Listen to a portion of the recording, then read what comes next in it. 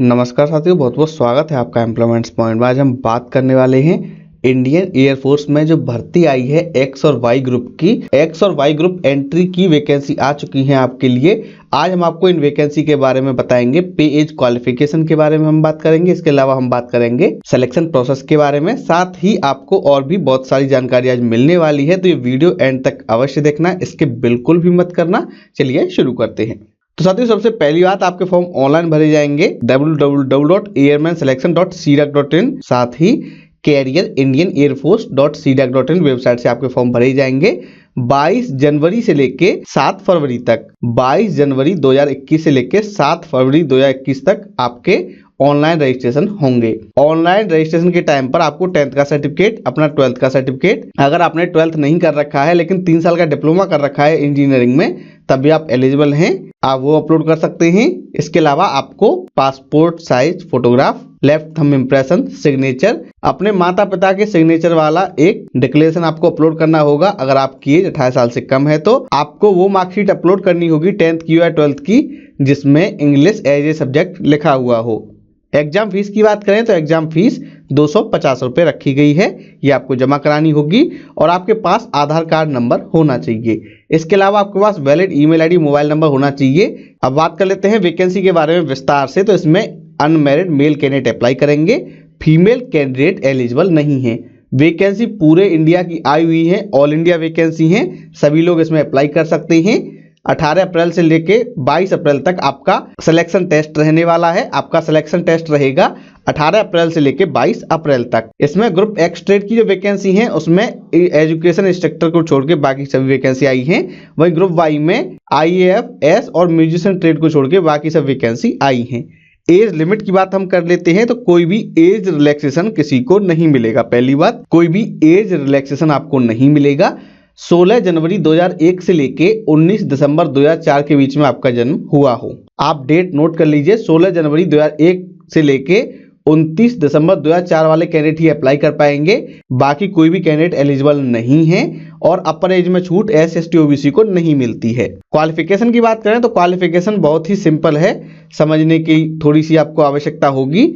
आपने 12th पास कर रखा हो मैथ, फिजिक्स और इंग्लिश के साथ, कम से कम 50% मार्क्स आपके होने चाहिए एग्रीगेट, और 50% मार्क्स ही आपके इंग्लिश में होने चाहिए। मैथ, फिजिक्स और इंग्लिश के साथ आपने 12th पास कर रखा हो, 50% मार्क्स आपके एग्रीगेट होने चाहिए तीनों सब्जेक्ट में और टोटल होने चाहिए, और इंग्लिश में अलग से 50% मार्क्स आपके होने चाहिए। वो कैंडिडेट जिन्होंने 12th नहीं कर रखा है, क्या वो अप्लाई कर सकते हैं? वो भी अप्लाई कर सकते हैं। उनके पास इंजीनियरिंग में डिप्लोमा होना चाहिए कम से कम 50% मार्क के साथ, और इंग्लिश 10th लेवल पर उन्होंने पढ़ी हो 50% मार्क के साथ, उसमें आप पास हों।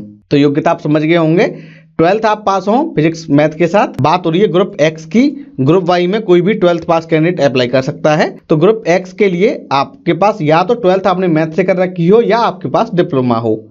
अगर हम बात करें ग्रुप वाई की तो इसमें आपने किसी भी सब्जेक्ट से 12th पास कर रखा है 50% मार्क के साथ, आप एलिजिबल हैं। साथ ही आपके इंग्लिश में 50% मार्क्स होने चाहिए। अगर हम बात करें मेडिकल असिस्टेंट की तो मेडिकल असिस्टेंट के लिए आपने 12th पास कर रखा हो फिजिक्स, केमिस्ट्री, बायोलॉजी के साथ, और इंग्लिश में भी आपके 50% मार्क्स होने चाहिए।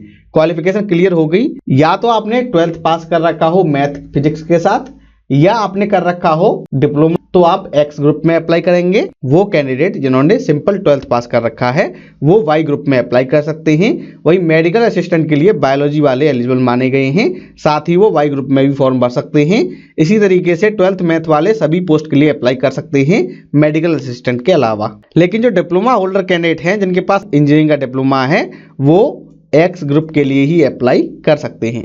एक चीज का आपको ध्यान रखना है, आपकी जो भी परसेंटेज है वो आप पॉइंट में नोट कराएंगे। अगर 49.99 है तो आप उसको 49 लिखेंगे, 50 नहीं करेंगे।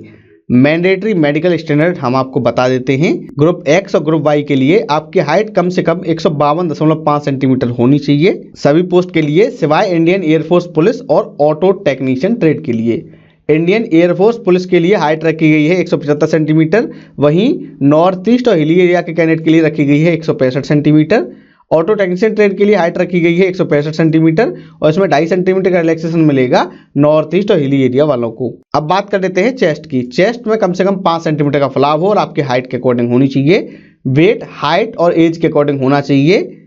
लेकिन ऑपरेशन असिस्टेंट ATS ट्रेड के लिए आपकी वजन जो है वो कम से कम 55 kg होना चाहिए। कॉर्नियल सर्जरी चाहे पीआर के हो या फिर लेसिक हो वो एक्सेप्टेबल नहीं है। हेयरिंग आपकी अच्छी होनी चाहिए, आप 6 मीटर दूर से भी सामान्य जो कानाफूसी होती है, बातचीत होती है, वो आप सुन सकें। दांत आपके अच्छे होने चाहिए, कम से कम 14 डेंटल पॉइंट आपके होने चाहिए। आपकी जनरल हेल्थ अच्छी होनी चाहिए। जो कैंडिडेट नार्कोटिक ड्रग का सेवन करते हैं, साइकोट्रोपिक सब्सटेंसेस यानी एनडीपीएस का सेवन करते हैं, उनको एलिजिबल नहीं माना गया है। अगर बाद में पता चलता है कि आप ड्रग्स लेते थे, आपको बाहर कर दिया जाएगा।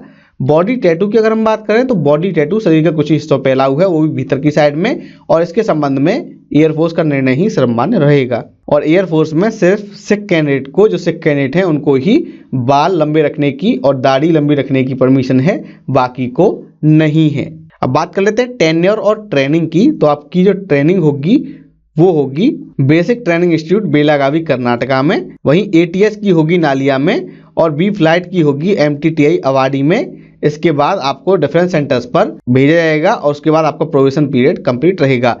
आपकी जो एज है वो 57 साल तक सुपरएनुएट रहेगी, यानी 57 साल की एज तक आपको नौकरी करनी होगी। बात कर लेते हैं पे एंड अलाउंसेज की।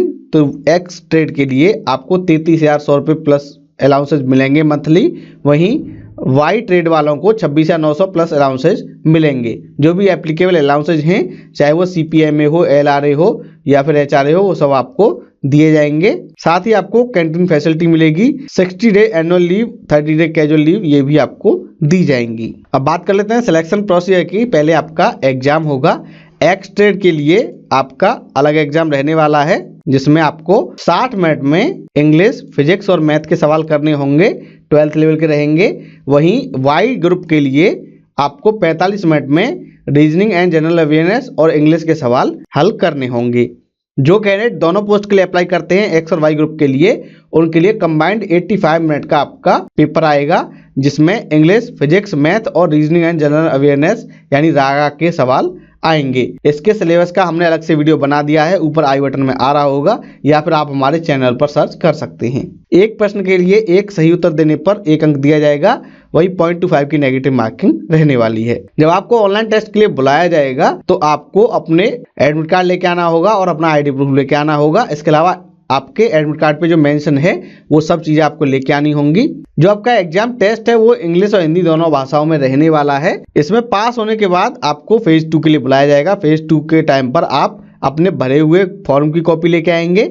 इसके अलावा एडमिट कार्ड की कॉपी लेके आएंगे, HB pencil, eraser, sharpener, glue sticks, stapler, ये सब आप लेके आएंगे, और 8 पासपोर्ट साइज फोटोग्राफ लेके आएंगे। इसके अलावा अपने सारे डॉक्यूमेंट्स की ओरिजिनल और फोटोकॉपी लेके आएंगे, और इसके लिए आपका न्यू एडमिट कार्ड जारी किया जाएगा बाद में, उसी के बेस पर आपको बुलाया जाएगा। यहाँ आने के बाद आपके डॉक्यूमेंट की वेरिफिकेशन होगी। वेरिफिकेशन होने के बाद आपका फिजिकल फिटनेस टेस्ट रहेगा। फिजिकल फिटनेस टेस्ट में आपको 1600 मीटर की रेस क्वालिफाई करनी होगी 6 मिनट 30 सेकंड में। 10 पुशअप्स करने होंगे, 10 सिटअप्स करने होंगे और 20 स्क्वाट अप्स आपको करने होंगे। इसके बाद आपका होगा एडेप्टेबिलिटी टेस्ट 1, जिसमें पीएफटी में जो कैंडिडेट क्वालिफाई हो जाएंगे उनको बुलाया जाएगा ऑब्जेक्टिव टाइप रिटन टेस्ट के लिए। ये आपकी varied geographic, terrain, weather, operational conditions को ध्यान में रखते हुए, साथ ही आपकी योग्यता को ध्यान में रखते हुए डिजाइन किया जाएगा।